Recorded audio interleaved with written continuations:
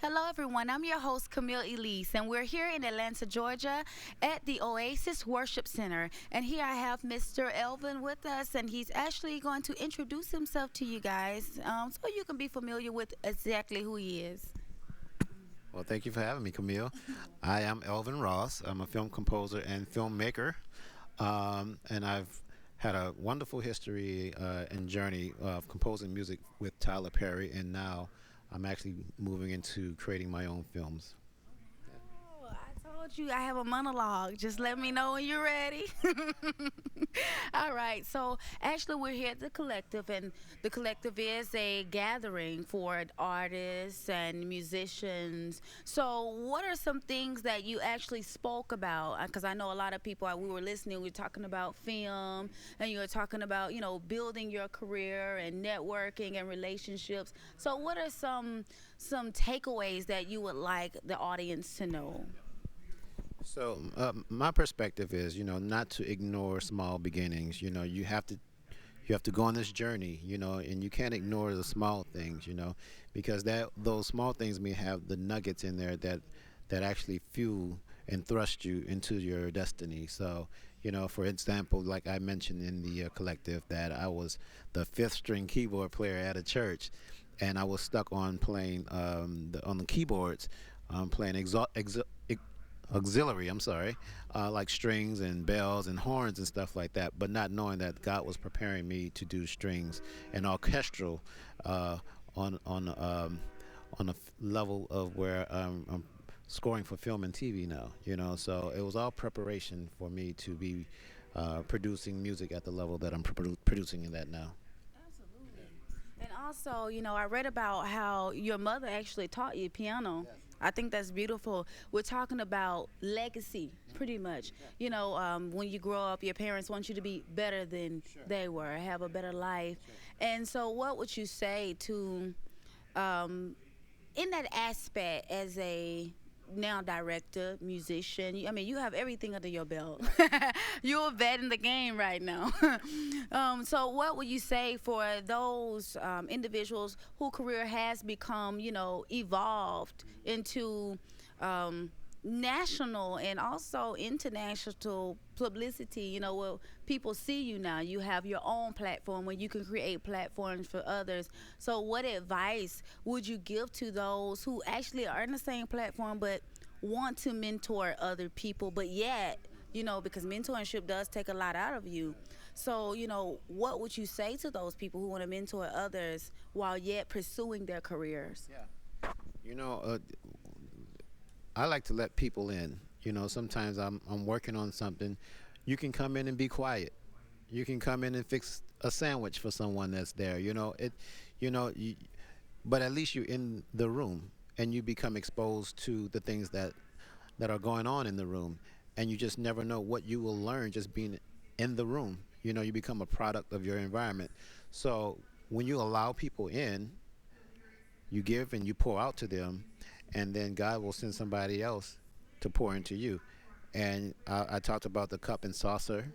What happens is, you know, once the cup is overflowing, blessings are falling into the saucer, and then one day the saucer becomes the cup, and someone else supports, the cup. So, it's a give and take type of thing. The more you give and pour out, God will restore what you pour out. He will give back to you just the very things you gave away. You replenish He it. will replenish it. Absolutely. And also, I got two more questions for you. I won't hold you too long. But another question is that I have is for we were talking about before we start airing, you guys, we have our sidebars. So we were actually talking about when it comes down to creativity, right? Having discipline as a musician, and sometimes, as artists, we can get carried away, right? We're excited, we're passionate, and we have ideas, but yet somebody writes that check. And they tell us, what to do in a time frame. So tell me, how did you discipline yourself to that particular time frame and to provide your services and complete whatever task that you had to do? Well, sure, you have to totally be focused for one, And also, you cannot wear your feelings on your shoulders because, what happens is if a director has a vision, he's the leader of this pack, He knows how the whole film is supposed to be colored.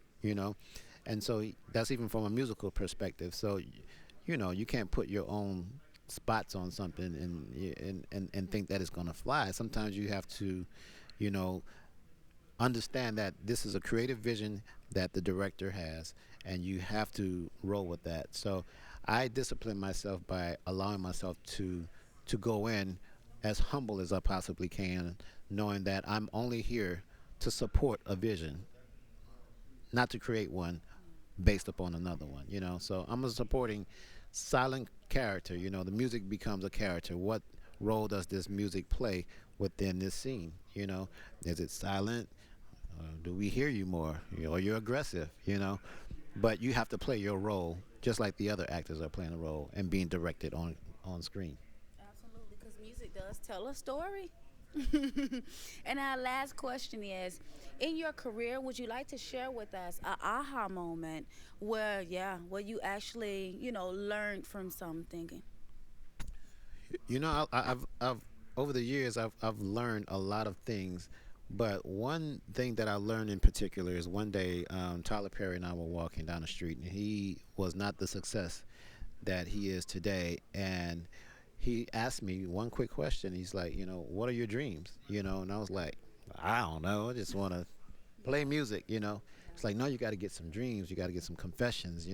And he started speaking all the things in his life that he wanted to do. And um, all of those things came to fruition, every single one of them. And what became an aha for me is, you know, first he taught me how to dream, but he also taught me that these dreams are attainable. So my aha moment was I can dream and attain the things that I'm dreaming and having visions of. Yeah, yeah.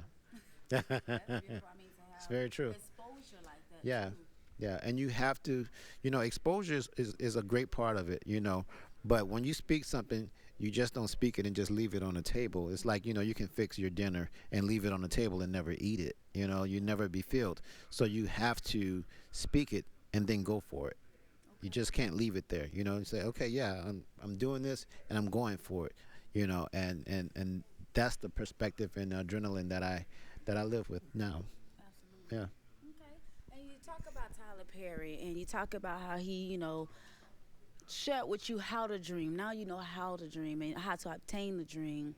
So when you had that aha moment, one thing Tyler, I remember him saying, was to focus on one thing first. And when you focus on that one thing and to see opportunities will open up for you.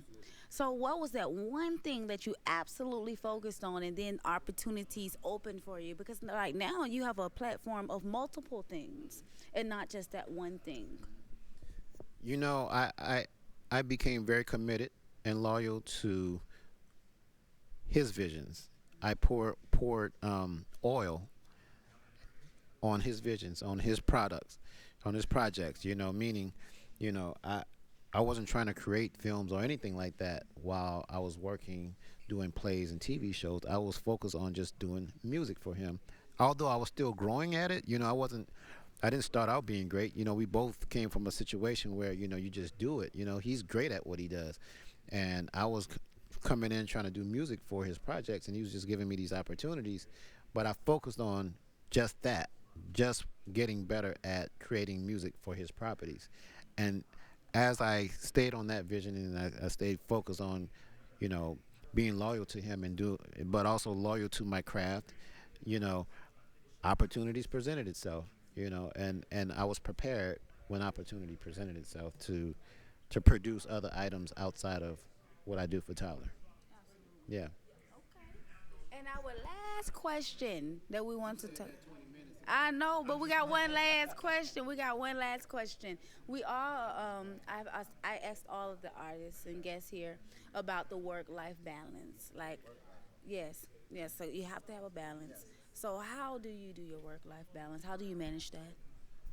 Work-life balance. That can be kind of convoluted at times because sometimes you have projects that are so intense that there is no balance. It's just you're straight working. You have these deadlines.